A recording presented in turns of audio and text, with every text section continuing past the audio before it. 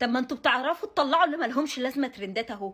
ما تطلعوا مره ترند عليه القيمه. ما بتطلعوش الدكاتره ترندات ليه؟ الدكاتره اللي كشفها 1000 ونص وما بيعرفوش حتى يعالجوا.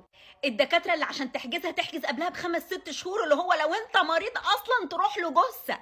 الدكاتره اللي ما عندهاش ضمير ولا تعرف ربنا.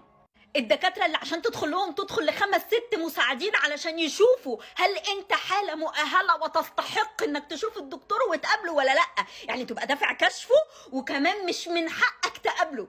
اللي قابله لازم يقرروا. اصلك هتقابل رئيس جمهوريه ايه؟ انت هتقابل نبي. الدكاتره اللي بتستغل الم وتعب ووجع المريض وخوف اهله عليه وتفضل تسحب منه لحد ما تشطبه، واول ما تحس ان خلاص ما معهوش حق الكشف ترميه رميه الكلاب.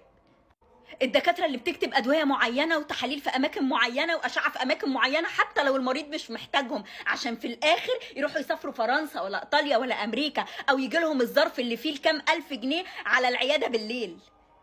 الدكاتره اللي تدخل تقول لها انا تعبان يقول لك انت كذاب.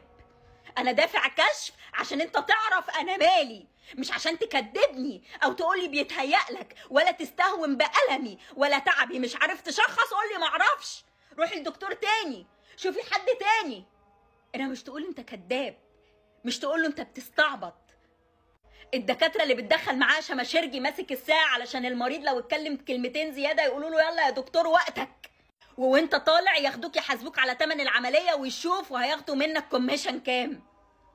الدكاتره اللي بتبقى عارفه ان الحالات دي لازم تتعمل في اسرع وقت وتاجلها لك عشان هو مسافر او عشان حاجه شخصيه عنده او عشان حتى فصلت معاه في قرشين زياده.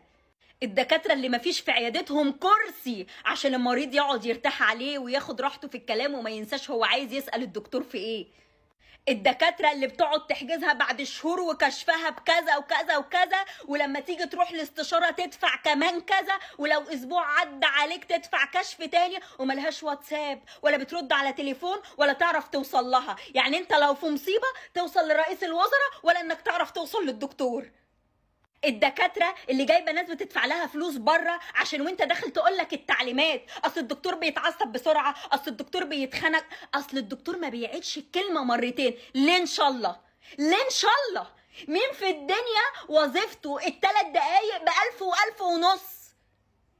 3 دقايق الكلام ب1000 و1000 ونص.